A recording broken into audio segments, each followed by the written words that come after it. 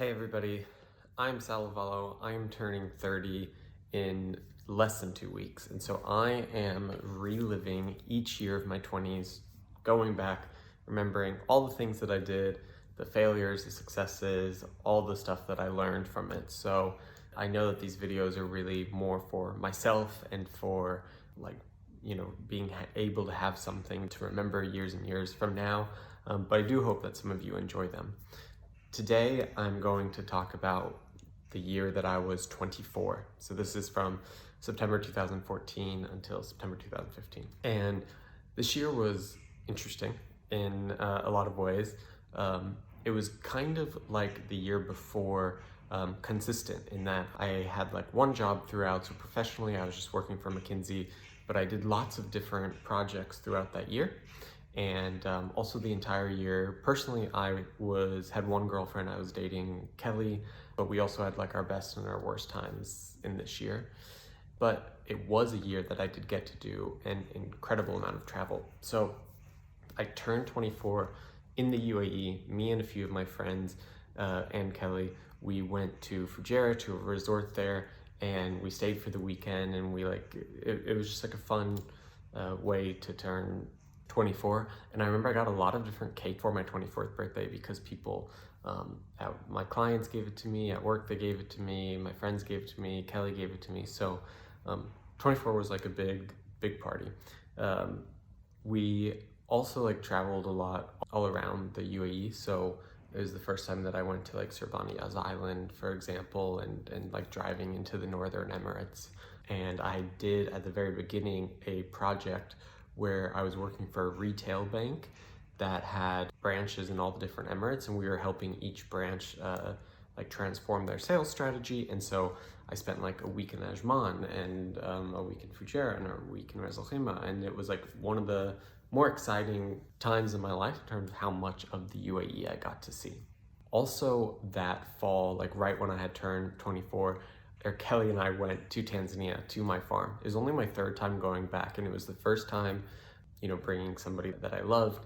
And so it was really, really exciting for her to see the farm, for her to meet all of my friends, for them to see her. And we had this like really, really great time. Every time going to Tanzania is this like really special experience. And so to be able to share that with a girlfriend is amazing.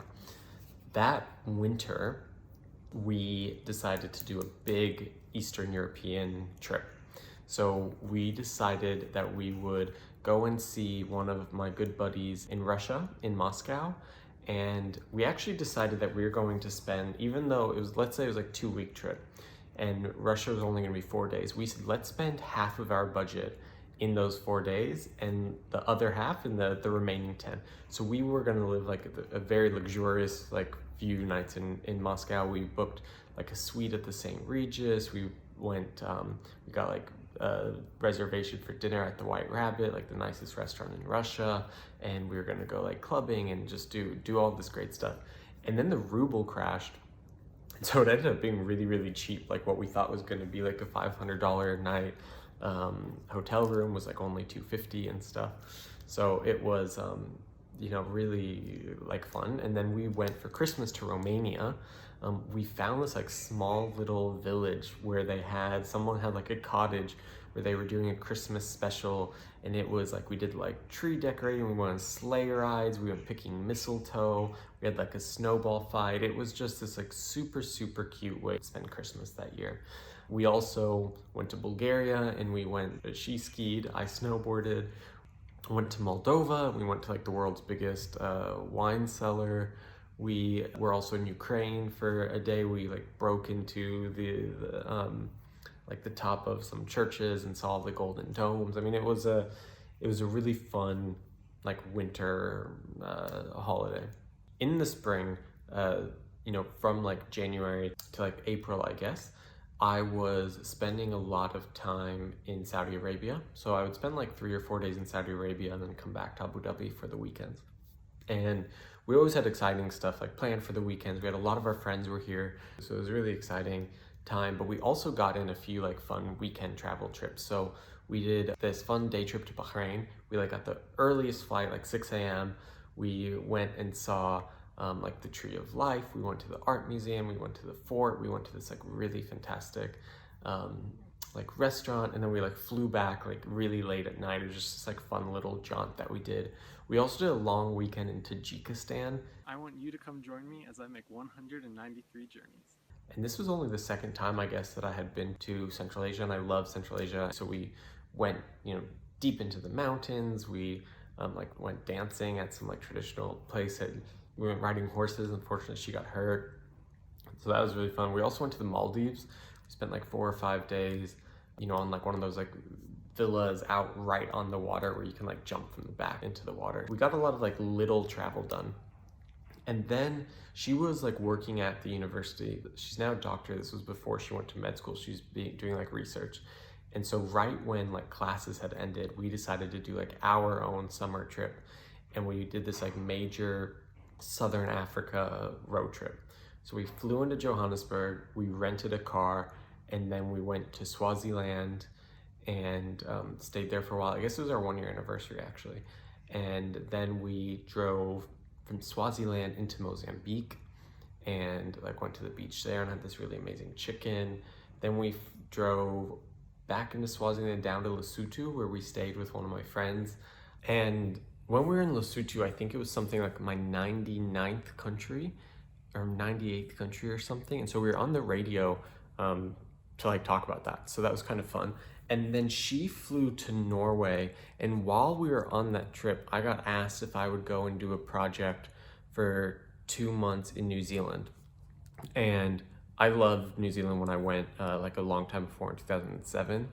And so I was like, absolutely.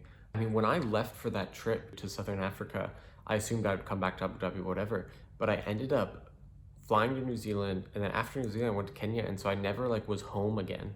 Like I went back for like a week to sell all my stuff, but it all happened like on the holiday. So I went to New Zealand, and while I was in working in New Zealand, which was really, really awesome, like a totally different kind of like environment, economy, businesses to work in, had a lot of fun. I also spent the weekends traveling to some of the islands. So I went to Vanuatu, I went to Tonga, I went to Samoa. I like loved it. And then Kelly ended up coming to New Zealand for the last few weeks, maybe a month, I'm not quite sure. And we went like down to the South Island, and we went to Queenstown, and we like did a road trip around there, and we rented a car in the North Island, and we just enjoyed New Zealand as much as we could.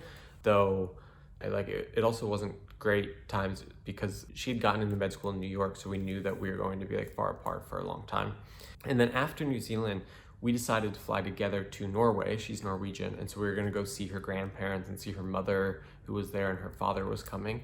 And so we went to Norway for like a week, and that was really, really fun to just like see her, like her small little town where her mother is from. And we also saw Eldar, one of my best friends from boarding school, while we were there.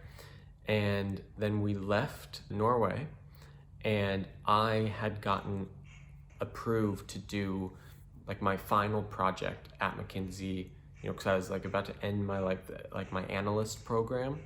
And in your last year, you can kind of be a little bit more flexible, which is why I got to go to New Zealand and stuff. And so I got to go move to Nairobi office for 6 months and do an education project. And I was really excited about that because, as I talked about in the last video, I spent a lot of time like really wanting to do like economic development and social stuff. And so being approved to do that was really, really exciting. So I moved to Kenya in like August, and I started working in the Nairobi office there, and I loved it. East Africa has always been a big part of my life, so to be able to get like time to actually live there was really great. But what was interesting is, as I like neared my 25th birthday, and I think it was kind of the realization of all these things that had been great for a while, my relationship and like my work, I could tell that they were like coming to an end. That's a little bit for the next episode.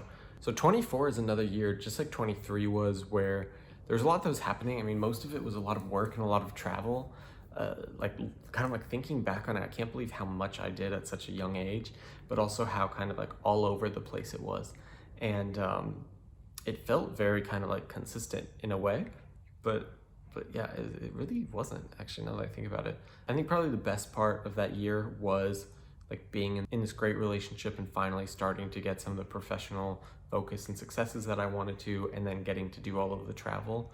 I think the negative aspects of it was that I didn't realize that I was like losing my like self and my interests over that time, because I think I felt like, oh, I have a great job, I'm traveling a lot, I have a beautiful girlfriend, like that means things are great. And I don't think I realized till the next year, and I'll talk about that in 25, but this actually matters and none of that is enough. So 24 was in a lot of ways a good year, in some ways not so much, but definitely a memorable one.